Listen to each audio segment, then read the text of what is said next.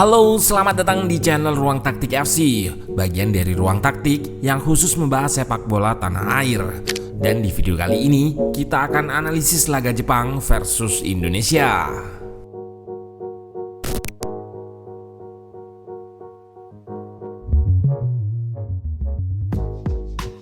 Enam gol diceploskan tim kedua Jepang ke gawang Emil Audero.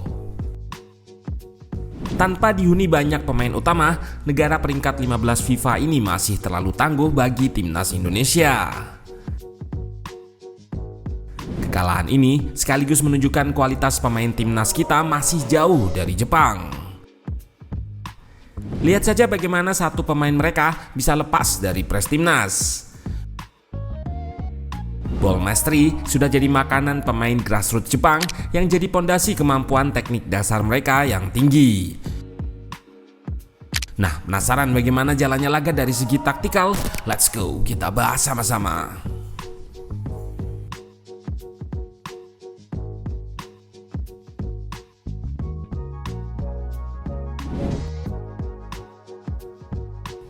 Hajime Moriyasu menggunakan formasi 3 back.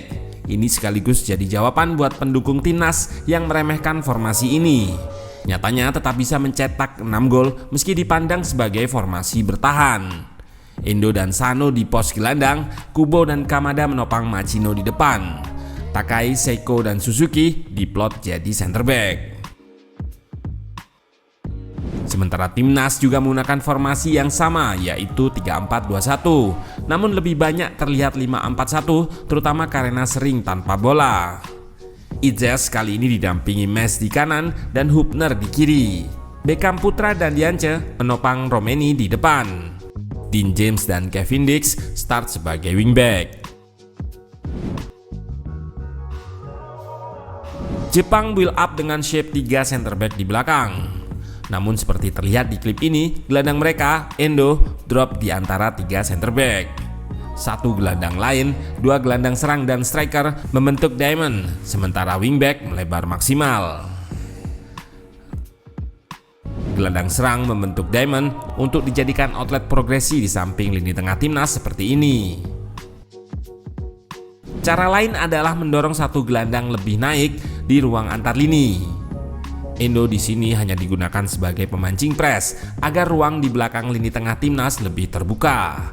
Terjadi kombinasi passing yang cantik dengan Kubo, namun peluang ini masih bisa digagalkan. Kembali terlihat Sano yang aslinya gelandang bertahan didorong lebih ke depan dan terima umpan progresi dari Endo untuk menembus lini tengah timnas. Kubo yang jadi outlet taktik ini menjalankan peran dengan baik. Kembali ia jadi outlet progresi di kanan dan dengan mudah merangsek masuk. Bola diberikan ke Machino dan terlihat pres yang empuk dari pemain timnas. Ia bisa mengirimkan umpan chop, namun sayang sepakan Kubo masih melebar. Sedari awal sudah terlihat ketimpangan kualitas possession Jepang dan timnas Indonesia. Ketika dapat bola, kita lebih sering langsung dialirkan ke Romeni, namun ia kesulitan karena mendapat press ataupun kurang akuratnya umpan-umpan daerah timnas. Selain kualitas dengan bola, pemain Jepang juga unggul ketika tanpa bola. Mereka akan melakukan press sesaat bola hilang dan bisa mendapatkan possession kembali. Ketika timnas mencoba build up pun, dengan sigap mereka melakukan press. Ini juga yang membuat penguasaan mereka sangat dominan, yaitu sebesar 71%. Meski bertahan dengan shape 5-4-1 yang cenderung menggunakan banyak pemain, nyatanya Jepang bisa dengan mudah menerobos masuk, salah satunya dengan skema wing play. Caranya dengan menumpuk beberapa pemain di sayap atau weight overload. Sano ikut melebar, Kamada juga melebar untuk support Morishita, dan Kubo cukup mendapat ruang saat back terpancing ke sayap. Terjadi umpan kombinasi, namun masih bisa digagalkan Ijes. Sebetulnya di sisi kiri pertahanan ini, timnas terlihat bisa antisipasi dengan selalu menyamai jumlah pemain Jepang. Namun di sisi kanan sebelum gol terlihat 4 pemain Jepang hanya melawan 3 pemain timnas. Kamada yang melebar tidak terkawal, lalu ia berikan bola ke Mito. Mesilgers nampak tidak mengikuti karena ia lebih fokus area di tengah, sehingga Mito sangat bebas mengirim umpan. Menariknya, Kamada yang berada di sayap tadi masuk ke kotak, dan pemain Crystal Palace ini sukses menanduk crossing akurat dari Mito. 1-0.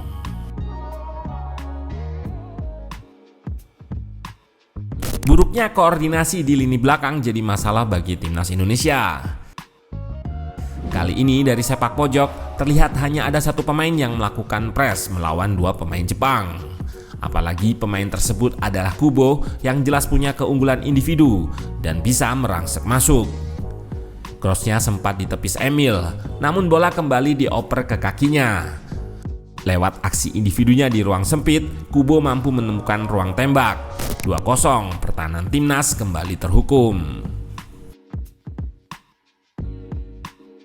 Permainan Jepang di ruang antar lini berhasil terlihat pada gol ketiga mereka. Diawali Kubo di sisi kanan yang berikan umpan ke Sano. Pergerakan tanpa bolanya ke ruang antar lini diindus kembali oleh Sano yang berikan operan balik kepadanya. Ia langsung berhadapan-hadapan dengan lini belakang timnas dan berikan bola ke Kamada. Di sini terlihat kualitas Kamada, yang mana first touch-nya membuat Mes kalang kabut. Dengan beberapa sentuhan saja, ia mengelabui 2 bek Eropa timnas. 3-0.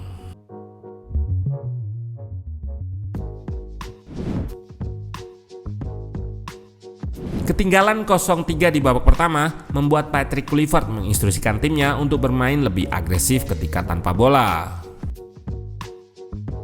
Namun tim tuan rumah masih memegang kendali. Salah satunya dengan cara mengirim long pass ke belakang lini timnas yang naik, meski di sini masih gagal. Cara lain dengan memancing press naik dan permainan 1-2 sentuhan. Terlihat Kambuaya serta Yance press naik diikuti Mesilgers. Namun operan cepat pemain Jepang tidak mampu dihentikan press nanggung timnas yang membuat Nakamura bebas. Ia merangsek masuk dan berikan bola ke Machino.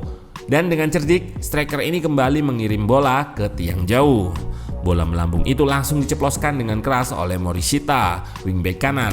4-0. Kembali permainan kombinasi di ruang antar lini menghasilkan gol bagi Jepang. Sano bisa menerima bola di ruang antar lini dan merangsek masuk hingga berhadapan dengan lini belakang. Passingnya ke Machino sempat terganggu, namun bola kembali dikuasai Kubo yang dengan visinya mengirim bola chop melewati kepala bek timnas. Machino tidak terkawal oleh Mes dan gol kembali bersarang di gawang Emil. 5-0. Timnas semakin tak berdaya. Mereka dibuat tanpa peluang dengan 0 tendakan ke gawang. Sementara itu, negeri Sakura terus mengobrak-abrik pertahanan timnas dan melesakkan 22 tembakan. Kali ini kembali lewat sayap kiri, di mana Tawarat Sumida bisa lepas dari kawalan Yance. Cutbacknya ke Nakamura berhasil, namun terkena blok. Bola muntah jatuh di kaki Yosoya. Bek-bek timnas bertahan terlalu dalam. Gol kembali tercipta. 6-0. Garuda dibuat tidak berkutik. Melawan tim kuat seperti Jepang ini sangat berguna untuk mengetahui sejauh mana kualitas permainan, sekaligus membuat kita tidak terlalu cepat berpuas diri. Sepak bola yang dibangun dengan roadmap jangka panjang memang akan menghadirkan sustainabilitas atau ketahanan yang lebih lama. Timnas memilih jalur cepat yang mana ini tidak salah, namun tidak bisa berharap terlalu tinggi untuk tahan lama. Semoga Garuda lekas berbenah untuk ronde keempat nanti.